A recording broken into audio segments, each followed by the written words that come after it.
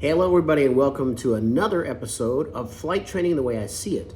It's Flight Training News and Opinion, and it's the August 2023 edition. And we've got some things to cover this month. So it's a monthly newscast, podcast, and it's also available in newsletter form.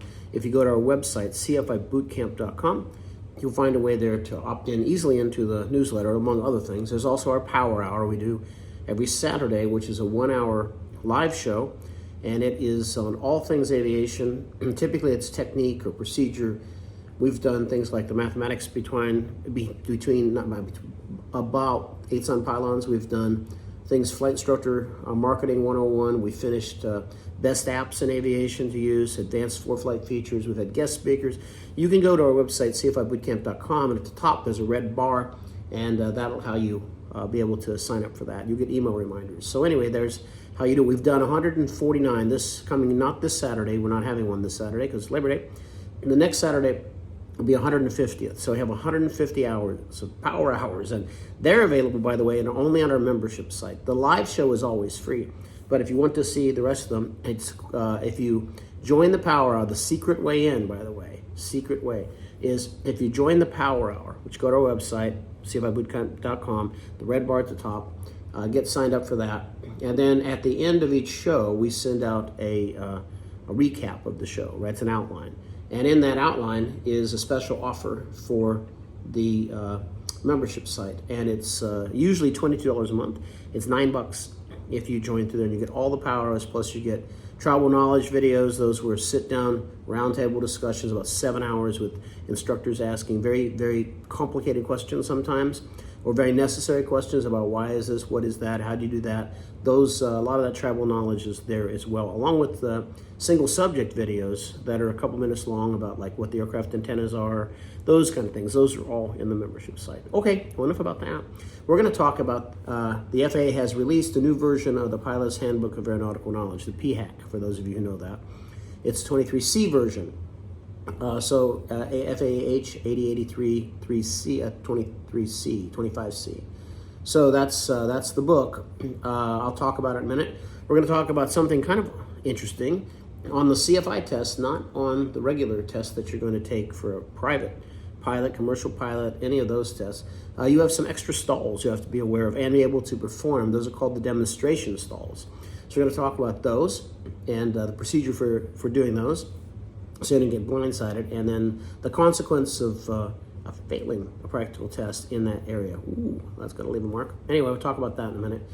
And then after that, we're going to talk about autumn flying, because it's getting that time. In 21st day of September, which is not too far away, it's going to be autumn, or in America it's called fall. And so we'll talk about that. We'll talk a little bit of climatology, just a tiny bit, and get you sort of thinking about getting into that season, and you'll see why it's my favorite season. And I've got 3 pro tips for you. Again, these are interesting. They're not technique. They're about things, right? So we'll get to those at the end. All right, well, let's kick it off, and let's just start off with the very beginning. And we're going to talk about the FAA had just released in last month a new version of the PHAK. Why they did this, I do not know. It's not going to be on the bestseller list. It's not a very good read. It's almost an identical read to what you have already. So there's no point to even get it. That's how minor of a change it is. So what they did was they took the previous addendums, I think there are 4, to that were along with the PHAK, like changes, the problems with it where it said something wrong, or that it weren't complete enough. So they made 4 addendums, very short things, usually only a couple pages each. And all they did was they took those addendums and they put them into the handbook. That's it. I mean, they put them in the correct chapter. So I suppose someone got paid a lot to re-page number everything, and for us we have to now re-reference everything because it's probably off a page here or there because of that change. But why they did it, I have no idea, because what they did say, though, which is very interesting, is in the preface to this thing, they said that's what we did, but they said there's a major rewrite of the PHAK coming next year in June. That's the first time, to my knowledge, the FAA has ever said when they're going to release a handbook within a handbook. So they actually published this handbook and said, here it is, but there's more coming. and what more coming is going to be a lot. So now how much they change, I don't know, but I can tell you some things that you know I'm very opinionated on this stuff. But you know, I've seen these handbooks go from a half-inch thick to now over, you know, I don't know, 4 inches thick. I've seen them go from 150, 200 pages to now nearly 700, 600 and some pages. And they never get smaller. And it's just like, the thing I don't like about it is that a lot of the stuff that's in there, in particular, like the instrument flying handbook comes to mind. There's 4 chapters on attitude instrument flying, 4, right? And it's a complete overdue. I could write all of that in 2 pages. You know, showing you every single attitude and every single what's going to look like on a G1000, look like on a round gauge, and then what benefit is that to you? Are you going to use that information right away? Now I've got all these memorized, I'm going to go into the airplane. No, you're not. You never learn instrument flying that way. You just don't. So what you do is you have a basic idea of control performance or primary, secondary instruments and technique, and you learn that, and then you learn it basically by the way your brain learns things. It learns by doing. And so you will gravitate to the right instrument automatically. But someone needs to just set it up initially and say, this is kind of how it works, you know, which is fine. But you don't have to go on and on and on for days about it, right? And this book is like so overdone. I would just love to rewrite that entire section. I have the same opinion of the airplane flying handbook on the energy management section. That is it's wrong. A lot of it's real wrong. And the other part to it is it's too thick. It's like 26 pages of energy management. I could write those relationships that are important for a pilot to know on 3 or 4 pages, right? So you say, why aren't you doing it? Well, they didn't ask me yet, but I have written some for the TAA. There was a handbook I was part of, which never saw the light of day, called the Technical Advanced Airplane Handbook, which we did at NASA at Ames when they had a human factors group there. And so anyway, bits and pieces of that are floating around in the ether. But anyway, I just don't see the point of these handbooks just continuing to expand, right? I understand there's new avionics. I understand that. I understand there's new technologies. I understand all that. But there's not so much of it that we need an extra 300 pages to describe it. The aerodynamics are the same. They haven't changed since any time, since the 50s. So they haven't really changed. And we could talk all about that in 6 pages, 7 pages, something like that. Didn't take much. Now we've got a whole chapter dedicated to that. Supersonic flight, swept back wings, things that we don't need to talk about, because FAA wants to make one handbook to rule them all, right? That's the problem with it. And the problem you as an instructor are going to have with that handbook or using those handbooks is that when you tell the student, hey, go read the aerodynamics because we're going to cover that in a ground school, we're going to cover it, or we're going to do whatever, it's difficult to tell them what to read because they don't need to read the entire chapter, right? Because some of it, like swept back wings, probably leading edge devices, slats, don't need to talk about that. There's a lot of things that in the beginning we don't need to talk about, but because now it's all one big handbook, it's there. And how do you separate it out? Well, you can't. So the student just has to look at it and say, does it look relevant to an airplane that looks like mine? That's about all you get, right? So I do have another way to get the point across. So you might like it. It's what we do in our pilot pathway program. So we have the student watch anybody's online course, doesn't matter whose it is, and you watch that lesson maybe on aerodynamics. Then you read the aerodynamics section of the PHAC, and if you didn't hear it or wasn't mentioned in the online course, then you don't need to bother reading it. So that's kind of a way to do it, right? And that then reinforces what they saw online on the video, and it also lets them gives them access to the FAA resources, which they really need, because guess what? All 700 pages can be tested, right? So there's as I say in the newsletter, I said, here's another 700 pages for you to choke on, right? Because could be any of this could be on the test. We have people asking, DBs asking a lot of minutia type questions, or they're missing the point. The point is, for example, if you're on GPS, right, and you're talking about the sensitivity of the in various modes, do you need to know that it's 0.3 mile full scale deflection in the approach mode, and it's 1 mile in terminal, and it's 2 miles en route? Do you need to know that? No. Is it nice to know? Yes. What do you need to know? You need to know when it's en route mode, it's less sensitive. It's not helping you to know it's 2 miles. It's 2 miles sensitivity. Full scale is 2 miles. It doesn't help you. Does it help you to know that in terminal mode it's a mile? No. You can just say it's more accurate, can't you? And then finally at the end, the thing that is important, which isn't talked about too much, is that it's not angular, right? So Basically, it's a distance off course, so it's never going to get better as you get closer to, there's no station to get close to, but if we're going to the runway, the resolution doesn't get better like it does on ILS because that's angular, right? So these are just things you could say, and this minutia about having to know all these things, right? So let's put more of those in these handbooks, and let's test people on them. I don't think it does a really good service to someone at all.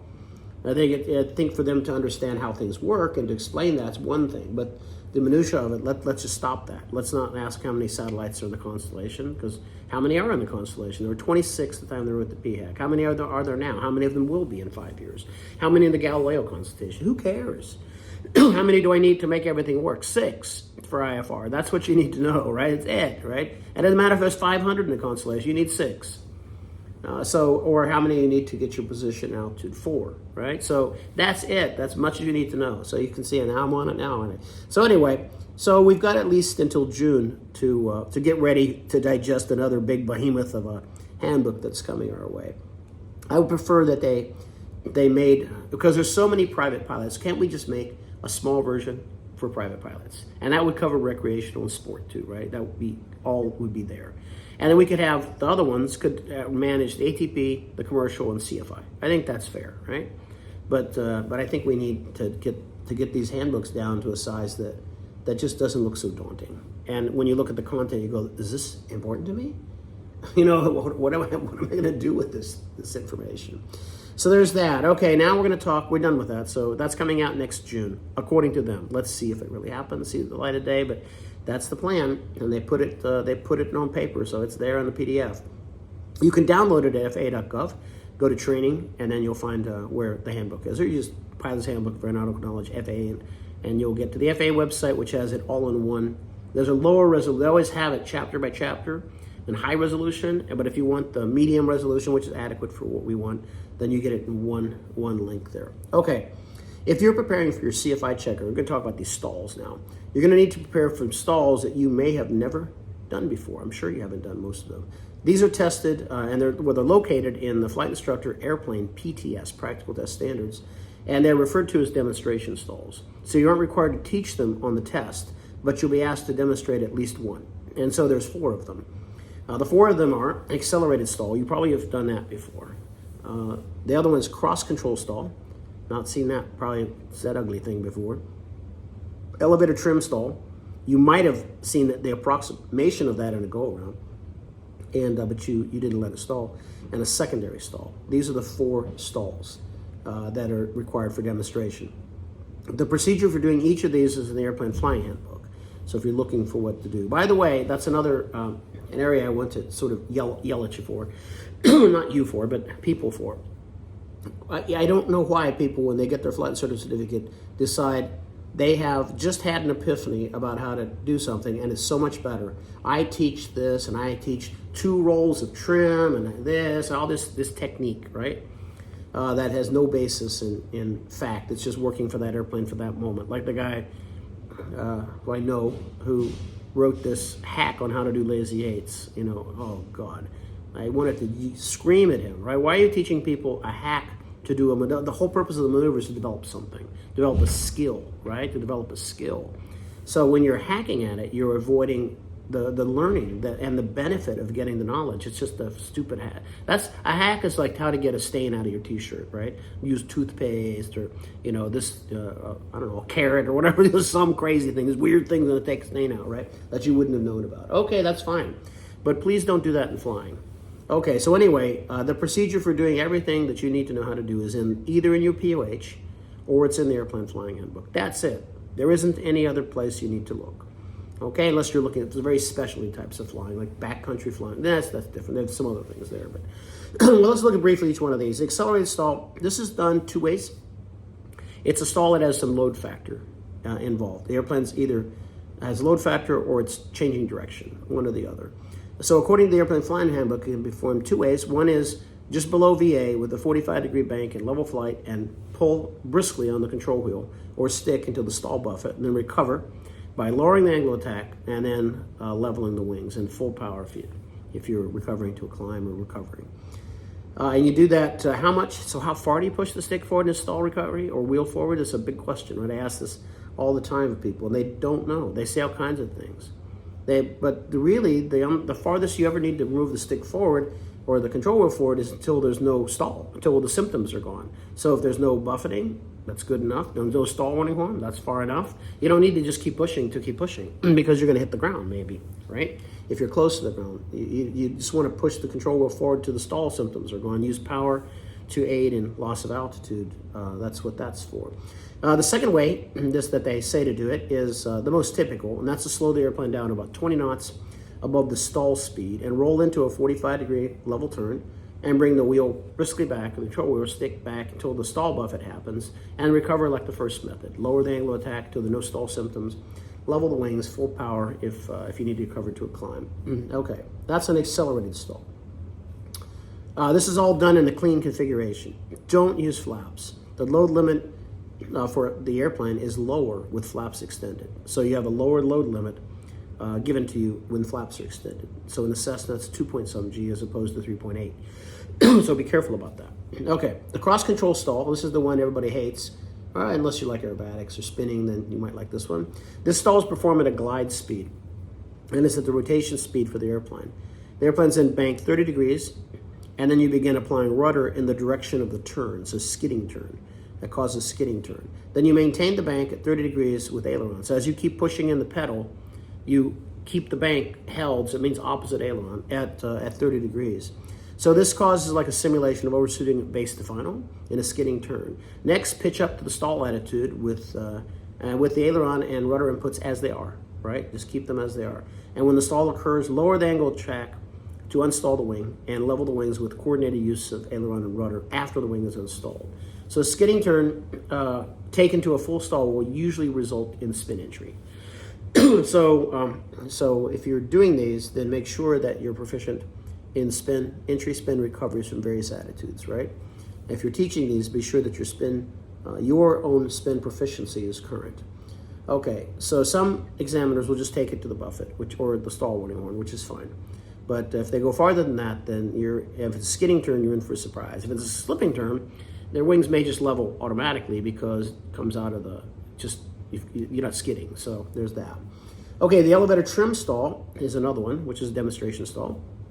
That stall basically simulates a botched go-around for the landing configuration with little to no power at first. So the airplane's configured for landing, and glide at the approach speed is started. The airplane's in trim for the approach speed, and when the airspeed's steady. And then to perform the stall, just add full power. Don't the nose is going to rise, right? So because it's trim and they got all the elevator or the trim in there. So the nose is going to rise really quickly.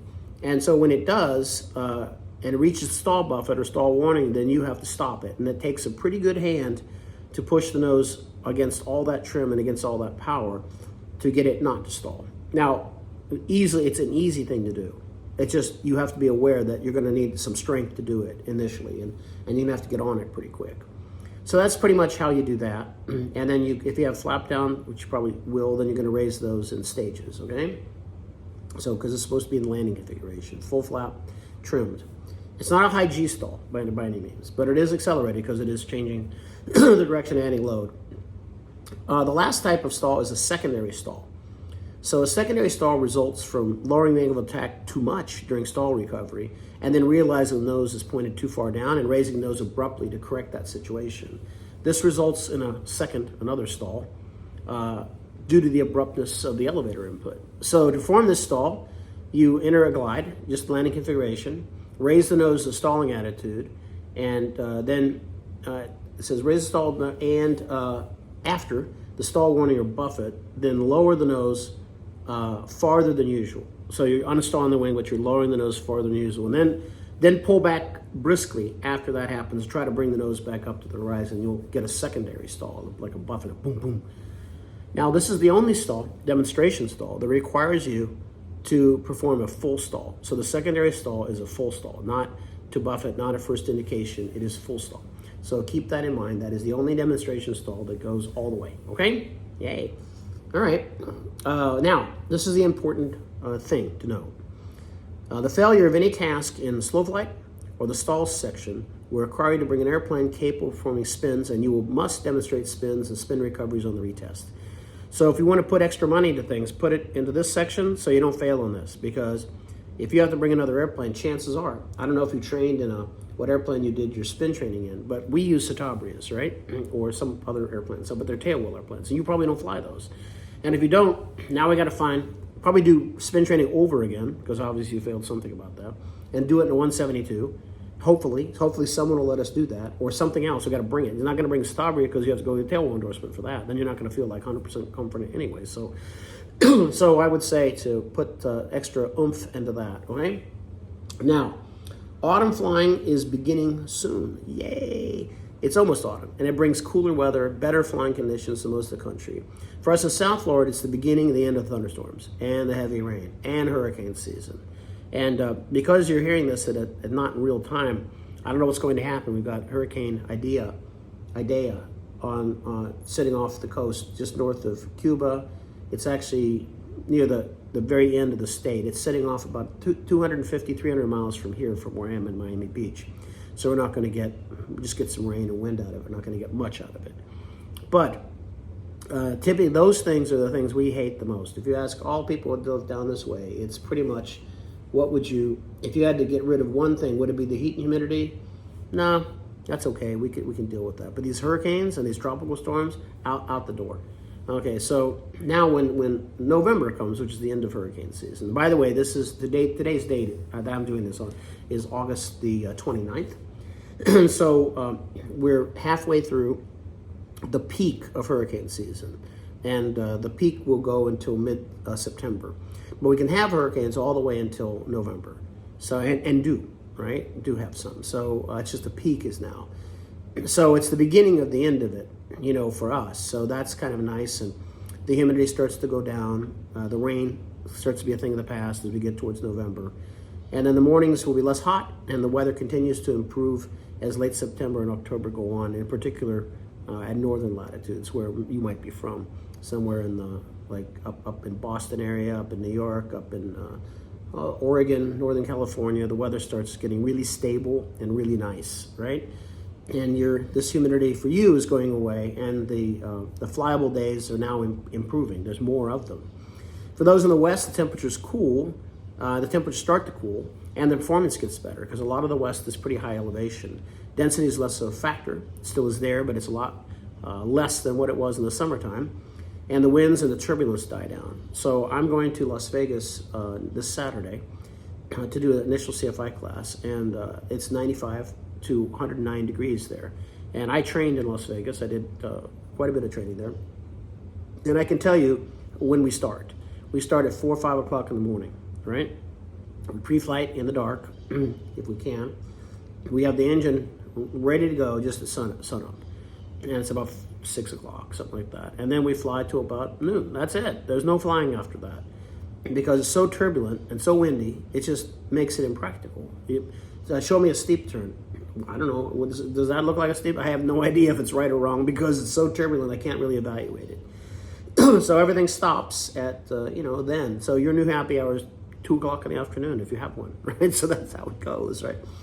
So, but it starts getting cooler. And then as the season progresses, it becomes really nice to fly. When the wind dies down, all that turbulence is gone. It's like way better than in the summertime. The same happens in the Northwest and the Midwest. And the trees begin to show their colors, which is gorgeous. If you've not taken a flight to see that in itself is better than a drive. It's really, really worth it, right? So, and you can get, the Weather Channel keeps up pretty good on the fall foliage, I call it, or autumn foliage. So have a look at that. If you're anywhere near a place where you can do that, you've not done that before, then do that. Those of you who do that every season, well, take someone and show them, right? Take someone how beautiful it can be. In the South, it starts cooling down from the heat. Everybody starts turning everybody into outside barbecuers, right? It's finally we can get outside, and sunset is still late enough to where you can allows you to do things comfortably outside, not as hot, and still have a fair amount of good daylight till about 6 or 7. So after we come to December, the sun's going to go down pretty much for most of the country. Here in Miami Beach, at the end of autumn, we finally get to turn off our AC for a little bit, and we open the windows. It's amazing. You see all the windows open up, and all that dust and trap stuff that we've had. We haven't had the windows open or the door pretty much for since May or June, right? So it's hot, and you don't want that. And so anyway, all the windows go open, and all that stuff blows out. Sometimes we keep the AC unit on for a while. We also turn on the heater if we have one, and just to see that it works and get that musty and smell out of it. So make sure it's working. So we do all that, and then we start looking forward to our best flying, and that's in the winter. We do have good fall flying, but the winter is spectacular. The only thing we have are cold fronts that come through, and there's a lot of wind sometimes with that. But other than that, it's something. So it's really good. At our location in Palo Alto, we look forward to less turbulence. It's turbulent there, and wind, especially in the afternoon during the summer, and less cloudy days. The advection fog is going away. There's a song called, a Christmas song. It's called Christmas by the Bay, a gorgeous song. And one of the songs is "The Fog's a Memory to Return Again in May," right? Christmas by the Bay. Anyway, it's a really cool song. And so that's true. So the fog doesn't return back again until May, and it will leave, and all the coast will be clear. It'll be calm. It won't be so windy, if at all. It'll be less turbulent. And then the nice thing is we don't have to winterize the airplanes there either. So some of you do, so we don't have to think about that. But mechanics will adjust the mixtures a little richer, because they'll find that they have to make an adjustment to the mixture. Now, this is the most crazy thing. Why in the world an airplane need to have a mixture? Why? Do you have one in your car? No. What did you start it? Do you yell clear and all this crap and prime it, over prime it, not prime it around, and you're this kind of thing. Are you serious? This is 2023. There's a button in the car. It says start. That's what you push. It's the same for the airplane. If I take my truck to Lake Tahoe, 7,000 feet elevation, it's not no red thing for me to screw with and mess around with. The thing just does it. Why don't we want that? We need that in airplanes. So anyway, it's crazy. It makes me mental to think about that. And with the blue knob too, if we have a constant speed. Why do we have that's a ball governor from the steam engine days? That's physically things running around inside like this, and moving a pilot valve up and down to regulate oil pressure. I mean, we got a lot better technology than that. I swear to God, we do. Anyway, there's that. I had to say it, didn't I? I had to. You have to have something to laugh about, right? I have to give you something to laugh about. All right, so it's my favorite time of year. It's calm. It's the end of the harvest for a lot of places. So the Brentwood Corn is about done. If you know Northern California, you know the town of Brentwood. If you want the best sweet corn you've ever had in your life, you go to Brentwood, or you get Brentwood corn at the Safeway or somewhere there, around there. Then you're talking, right? But it's kind of getting the end. Last of that. The leaves start to fall a little bit, and then sunset outside. So the last few months we want to be outside. The sun will be going down earlier and earlier. In Miami, we change everything to outside. So as you're going to probably this new wave of COVID that's coming through, we've been inside all the time. So our COVID is probably as bad as it's going to be. It was back to school. We've got that, but because we're all going outside soon. So everything is al fresco. So it means that we eat outside a lot. We go outside to bars and restaurants that you could go now, but most people would go inside unless you're a tourist. Then you want to go outside for some reason. But too hot. But anyway, inside, we go outside now. Everything's outside. So it's really nice. So it's a great time also to get your flight bag recharged. Take care of your airplane and enjoy the weather and the good flying days, and appreciate all we get to do as pilots during this time of year. It's a really nice time to fly. So that's coming, and I can't wait for that. Okay, so I'm going to share some winterizing tips in next month's newsletter about how to winterize, or if you fly to a place where maybe you have an airplane that doesn't have a winterization kit, and you're going to be flying somewhere to go skiing or go to cold climates, we're going to tell you what to do about that. Okay, now let's do some pro tips. Yay, let's get this show on the road. We got about 4 minutes, 5 minutes left. And until next month, but I wanted to give you some pro tips. And the last one I give you usually procedural, the things about how to do something. These are about things. So pro tip number 1 is buy an inexpensive spare headset. It's only a matter of time before the plane where you rent the place where you rent from is not going to have any loaner headsets. I'm sorry, we don't have any. And then what are you going to do? And then you try to borrow some from people. People don't like giving out their headsets. They're not really good with that. So get a few pair, and that way you and your passengers get ready. You don't have to pay a lot of money for them. You'll find them. People quit flying. You can get them on eBay. Make sure they work somehow. eBay has an escrow policy where you can get your money back if they don't work. And a lot of flight schools, they have a lost and found sale once a year, and they'll be like lost headsets that nobody claimed. And so you can get them for a song, right? So get a couple pair and have them ready. You don't need to spend a lot though, and they can be. They don't have to be noise canceling. They don't have to be much, but they've got to be functional, right? And not really hard on like a vice grip on your head. But look around. Start looking around now. Ask around. Ask anybody has spare headsets they want to sell. And a lot of times you get takers. So get that. Number 2 is buy a battery pack for your iPad and Sentry. And if you don't have an iPad with ForeFlight and Sentry and you're flying IFR, you're absolutely mental. Okay, you would if when your navigation stuff and gyros fail in the airplane and you don't have this, you'll pay FedEx $1 million to deliver you one right now, right in the air, right? And you pay $1 million to Sentry and to ForeFlight to get the service, right?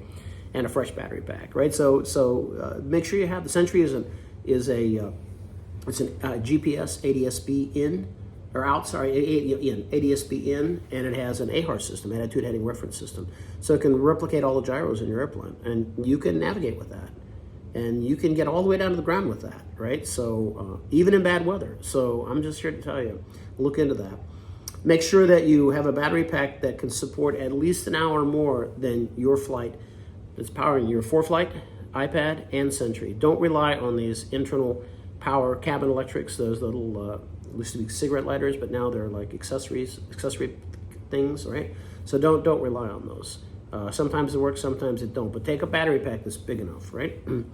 All right, the last tip of the day is on any cross-country day trip, and any cross-country trip you're going to make, training flight, whether it's a flight you're going to take someone or whatever, take a small bag with a change of clothes, toiletries, and any medications you take. You are going to get stuck at some point. If you fly general aviation, if you got time to spare, go by air, right? Yeah, that's it. You're going to get stuck. If you don't fly enough, you won't get stuck probably. If you fly only a local area, very small flights, probably not going to get stuck. You might get a flat tire somewhere, maybe. But having a small bag with some of that stuff in it can really make a big difference. And it'll get you through the night until you can the next day. So sometimes, I'll give you an example.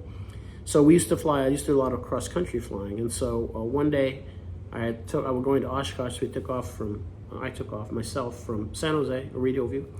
And I ended up, a night stop, it was a fuel stop in Wendover, Nevada, which is near the Utah border. And so I landed with, just not so maybe a half hour, 45 minutes worth of fuel, something in this nature, right? It's a VFR flight. So I landed, and the fuel pump doesn't work.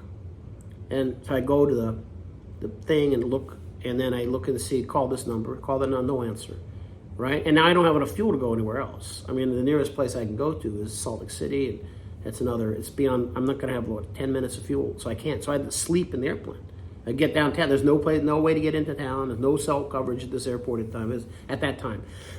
So it just depends, but you're likely to get stuck somewhere, and having that makes a pretty big difference, just so you know. So anyway, there's that. So not that you have to sleep in the airplane, but if you have to glamp over, and stop at a hotel, it'll still be fine, right?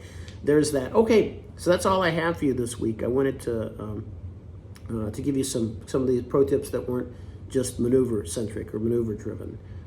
Some things just so when you're stocking up your flight bag. By the way, if you've got one of those Brightline bags, I don't know why you have one. I mean, good on you, I guess. Good on Brightline to do it, but when you got it, there's 50 pockets, around 50. And you went to get 50 things to put in those pockets, and the 50 things you don't need are in those pockets. Like, I think I need 8 spare batteries. I need 15 of these. I'll need a P thing. I need that. Have to have that. I have one for me, one for this one, and all these things you're going to put in there. You can get that, but put in some spare headsets in there, right? things that really matter, right? Not the windodometer or see what the speed of the wind is, that kind of stuff. Yeah, you don't need that, right? A good Leatherman, though, is good to have. I mean, gotta say, that's not a bad thing to have. You don't want that multi-tool kind of thing.